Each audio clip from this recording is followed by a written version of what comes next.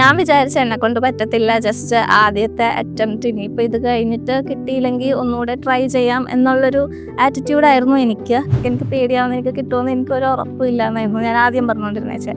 എനിക്ക് പറ്റുമെങ്കിൽ എല്ലാവർക്കും പറ്റും, ടെൻഷനൊന്നും ആവണ്ട, ഒരു പ്രശ്നമില്ല, വരുന്ന പോലെ വരട്ടെ, നിനക്ക് കിട്ടും എന്തായാലും ഉറപ്പാണ് എന്നെനിക്ക് നല്ല രീതിയിൽ എന്നെ സപ്പോർട്ട് ചെയ്തായിരുന്നു ഇവിടുത്തെ ക്ലയൻറ്റ് കോർഡിനേറ്റർ, ഇവിടുത്തെ ഫുൾ ടീം, ടീച്ചേഴ്സ് ആണെങ്കിൽ കൂടെ എല്ലാവരും. പോർഷൻസ് കൂടെ പോകുമ്പോഴത്തേനും നമുക്ക് വല്ല ഡൗട്ട് ഉണ്ടെങ്കിൽ അവർ എല്ലാ കാര്യങ്ങളും ക്ലിയർ ചെയ്ത് തരും. ട്യൂട്ടേഴ്സ് എപ്പോഴും പറയുന്നു നമ്മുടെ ഭാഗം നമ്മൾ എന്തായാലും ചെയ്യണം, ബാക്കി ദൈവത്തിന്റെ കയ്യിൽ. അതെ, അതേപോലെ ഇരുന്ന് പഠിച്ചിട്ടുണ്ട്, ഞാൻ ചെയ്യാനുള്ള എന്തായാലും ഞാൻ ചെയ്തിട്ടുണ്ട്. ഒരു സ്റ്റുഡൻറ്റിനോടും റേസ് ആയിട്ട് സംസാരിച്ചിട്ടില്ല. എനിക്ക് റിസൾട്ട് വന്ന സമയത്ത് ഞാൻ എൻ്റെ ഫ്രണ്ട്സിനോട് പറഞ്ഞായിരുന്നു. അപ്പോഴെല്ലാവരും ചോദിച്ചു എഡ്യൂവിൻ്റെ എങ്ങനെയുണ്ട്, കൊള്ളാവോ, ഇൻക്ലെക്സ് പഠിച്ചാലോ എന്ന് തോന്നുന്നുണ്ട്. ഞാൻ പറഞ്ഞു എന്തായാലും പോയിക്കോ, നല്ല സ്ഥലമാ, കിട്ടും എന്ന് ഞാൻ പറഞ്ഞിട്ടുണ്ട്. എന്തായാലും പറയുകയും ചെയ്യും. ഒത്തിരി മെസ്സേജും വന്നായിരുന്നു എനിക്ക്. Hi, so today we have one of our NCLEX RN winners, Devika Jayantran with us. Hi Devika. Hi. Devika, എങ്ങനെയുണ്ടായിരുന്നു ആദ്യം ഫസ്റ്റ് റിസൾട്ട് കണ്ടപ്പോൾ? ഭയങ്കര എക്സൈറ്റ്മെന്റ് ആയിരുന്നു. എന്താ വെച്ചാൽ ഞാൻ ഒട്ടും പ്രതീക്ഷിച്ചില്ല എനിക്ക് കിട്ടുമെന്ന്. കണ്ടപ്പോൾ ഭയങ്കര സന്തോഷമായി. വീട്ടിലെല്ലാവരും എന്ത് പറഞ്ഞു? ഫസ്റ്റ് അറ്റംപ്റ്റ് ആയിരുന്നില്ലേ? അതെ, എല്ലാവരും ഹാപ്പിയായി. ബിക്കോസ് എല്ലാവർക്കും കിട്ടണം എന്ന് ആഗ്രഹം ഉണ്ടായിരുന്നു. എനിക്കൊരു നല്ല പേടി ഉണ്ടായിരുന്നു, ഇത്രയും ടഫായിട്ടുള്ളൊരു എക്സാമാണ്, എന്നെ കൊണ്ട് പറ്റുമോ എന്നുള്ളൊരു ഡൗട്ട് ഉണ്ടായിരുന്നു.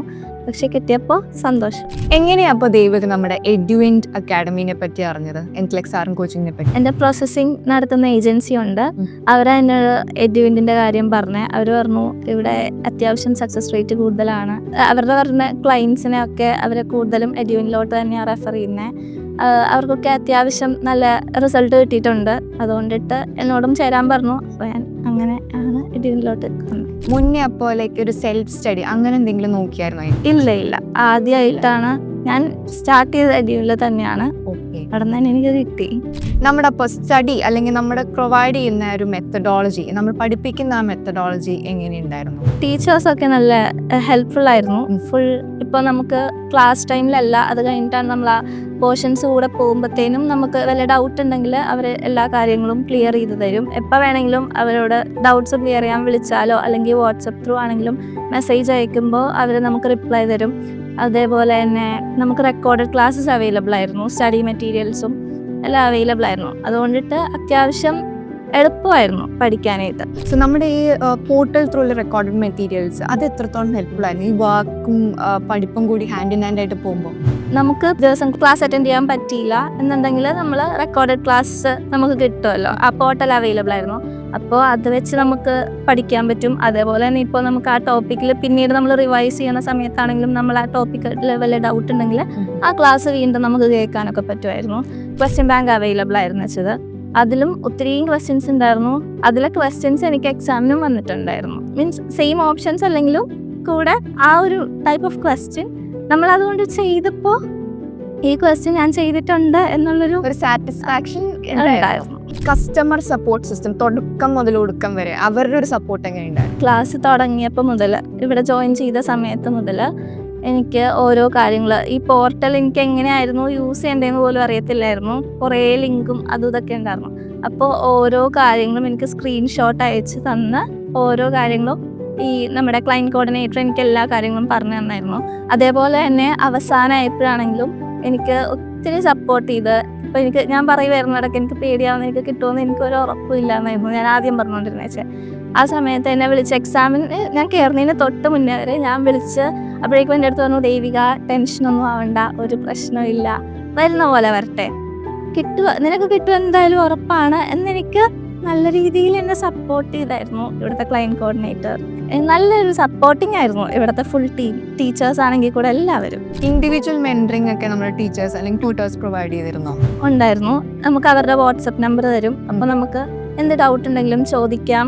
ക്ലാസ് ടൈമിലാണെങ്കിലും നമ്മളോട് ഒരിക്കലും ഇന്നേവരെ ഒരു സ്റ്റുഡൻറ്റിനോടും റേസ് ആയിട്ട് സംസാരിച്ചിട്ടില്ല. നല്ല രീതിയിൽ കാമായിട്ട് തന്നെയാണ് നമ്മളോട് എല്ലാ കാര്യങ്ങളും, നമ്മുടെ ഡൗട്ട് എന്ത് ചോദിച്ചാലും അവർ അതേപോലെ തന്നെ ക്ലാസ് എടുക്കുന്ന രീതി തന്നെ. അത് നമുക്ക് തരുന്ന സ്റ്റഡി മെറ്റീരിയൽസ് അല്ലാണ്ട് കൂടെ എക്സ്ട്രാ നോട്ട്സ് ഒക്കെ നമുക്ക് അവർ പ്രൊവൈഡ് ചെയ്യുമായിരുന്നു. ഫസ്റ്റ് NCLEX RN കോച്ചിങ്ങിന് കയറിയിട്ടുണ്ടായിരുന്നു ദേവികയും. NCLEX RN എക്സാം കഴിഞ്ഞ് അത് എഴുതി കഴിഞ്ഞപ്പോൾ ഉണ്ടായിരുന്ന സാറ്റിസ്ഫാക്ഷൻ കിട്ടിയിട്ടുണ്ടാവില്ല. എന്താ ഇതിനെപ്പറ്റി പറയാനല്ലേ? ആ പേടി മാറിയോ? പേടി മാറി. എന്താ വെച്ചാൽ ഞാൻ ഒരിക്കലും പ്രതീക്ഷിച്ചില്ല എനിക്ക് കിട്ടുമെന്ന്. ഞാൻ വിചാരിച്ച എന്നെ കൊണ്ട് പറ്റത്തില്ല, ജസ്റ്റ് ആദ്യത്തെ അറ്റംപ്റ്റ്, ഇനിയിപ്പോൾ ഇത് കഴിഞ്ഞിട്ട് കിട്ടിയില്ലെങ്കിൽ ഒന്നുകൂടെ ട്രൈ ചെയ്യാം എന്നുള്ളൊരു ആറ്റിറ്റ്യൂഡായിരുന്നു എനിക്ക്. പക്ഷേ കൂടെ ഇരുന്ന് പഠിക്കുകയും ചെയ്തു. നമ്മുടെ ട്യൂട്ടേഴ്സ് എപ്പോഴും പറയുമായിരുന്നു നമ്മുടെ ഭാഗം നമ്മൾ എന്തായാലും ചെയ്യണം, ബാക്കി ദൈവത്തിൻ്റെ കയ്യിൽ. അതെ, അതേപോലെ ഇരുന്ന് പഠിച്ചിട്ടുണ്ട്. നമ്മൾ ചെയ്യാനുള്ളത് ഞാൻ ചെയ്യാനുള്ളത് എന്തായാലും ഞാൻ ചെയ്തിട്ടുണ്ട്. അവർ തന്നെ പറയും ഹാർഡ് വർക്ക് ചെയ്യണം, ഇപ്പോൾ ഡ്യൂട്ടി ആണെങ്കിൽ കൂടെ ഇരുന്ന് പഠിക്കണം, പഠിക്കാൻ സമയം കണ്ടെത്തണം. അങ്ങനെ കുറേ ടൈം അതിനുവേണ്ടി സ്പെൻഡ് ചെയ്തിട്ടുണ്ട്. അതേപോലെ തന്നെ പ്രാർത്ഥിച്ചിട്ടുണ്ട് കുറേ.